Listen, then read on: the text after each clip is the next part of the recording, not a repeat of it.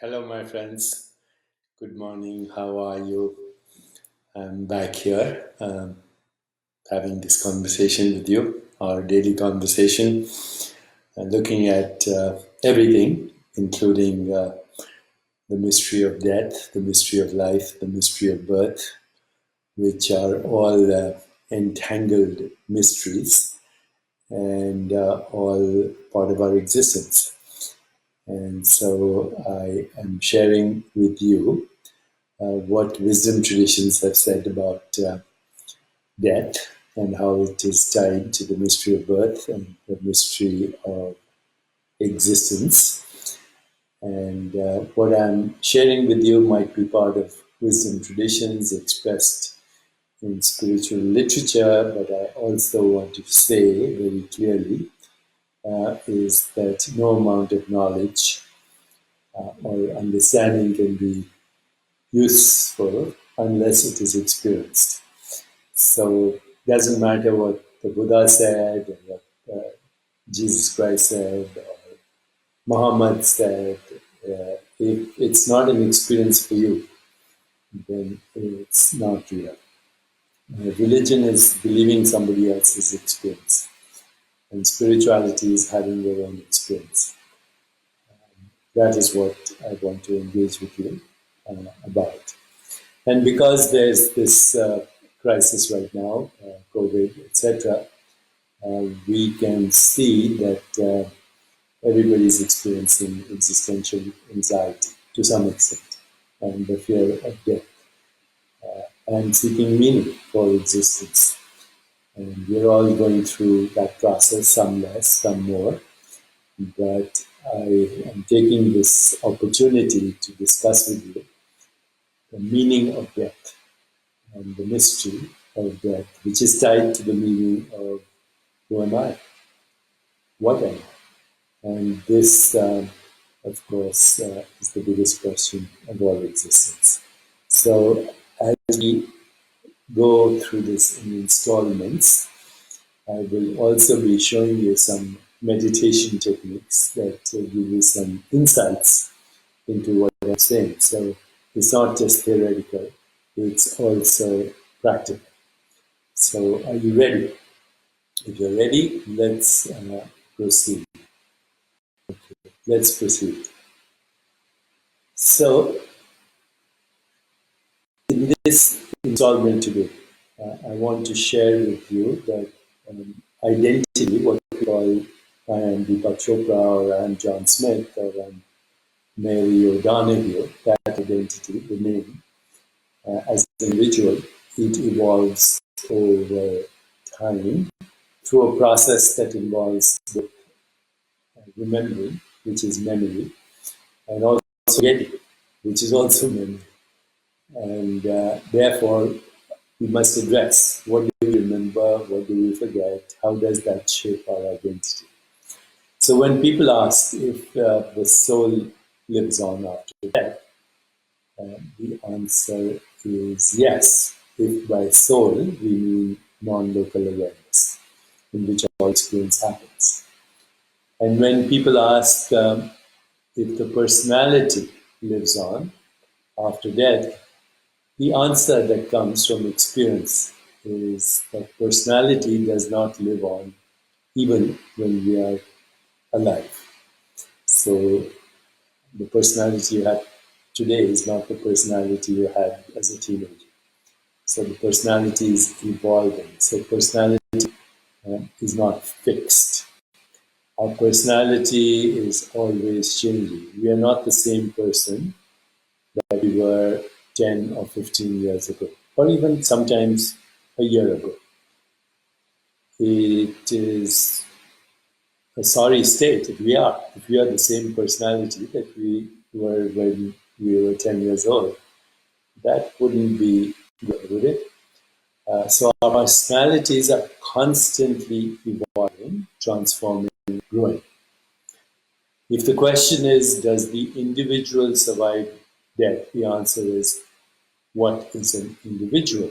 In reality, there is no such thing as an individual. What we call me, the individual, is different from day to day, from week to week, from year to year, and sometimes from hour to hour or minute to minute. The question would be then, which individual are you talking about when we are talking about survival after death? The old individual who was bordering maybe on senility, the young person who was in love and full of romance and desire, or the young child who was full of innocence and wonder and curiosity. Which of those individuals survives death? Which one would you survive as if you survive death? Okay, so pay attention right now. Just logical attention and your own experience. The individual is constantly undergoing changes.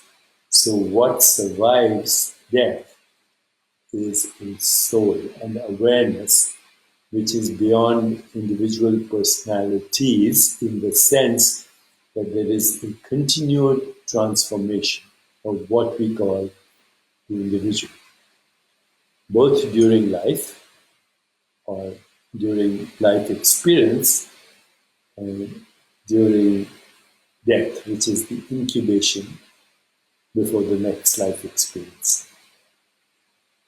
A good way to think about this is to think of the transformation of a caterpillar. The caterpillar dies to become a chrysalis and begins a long slumber with its own energies. Then the chrysalis dies to become a butterfly. It is the same creature that has become something else, and yet every cell in its body, the butterfly's body, is different than the cell in the chrysalis. Every energy in its body is different. Every expression of the energy in its body is different. Everything we can see similarly changes form and changes activity. There's a change of the expression of energy within the form, and there's a change in the form itself. Nothing really dies, everything transforms. The water drop becomes vapor. The vapor could become a cloud. The cloud could become a rainbow. The rainbow could result in the bursting of other activities of which it is an expression. And so from that could come rain, water deep in the ground coming from the rain, manifesting as a stream, which then becomes a stream, a river, a puddle, a waterfall, and finally back the ocean from where it started. In each state, it's the same drop of water with different expression. There's a constant transformation in nature and a constant transformation in which we call our being, our soul, our awareness.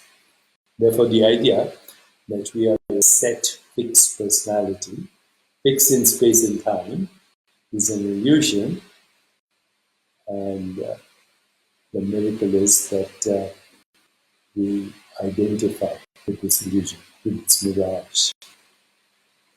Everything is changing, but nothing ever dies. Now, if that makes sense to you, then we can continue this journey of understanding of the meaning of death, which is so intimately tied to the meaning of birth, and the meaning of existence, and the meaning of life. So today, let's do a little meditation on this idea. What is existence?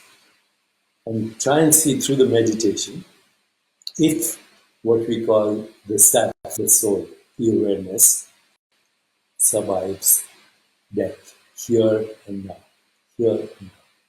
Okay, so wherever you are, sit quietly with your eyes half open, soft eyes. Be aware of the space that you're in, and let your body and mind be engulfed in this space, in the Chitakash, the infinite space, which modulates itself as mind, body, perceptual activity, physical objects, and the experience of what we call the universe.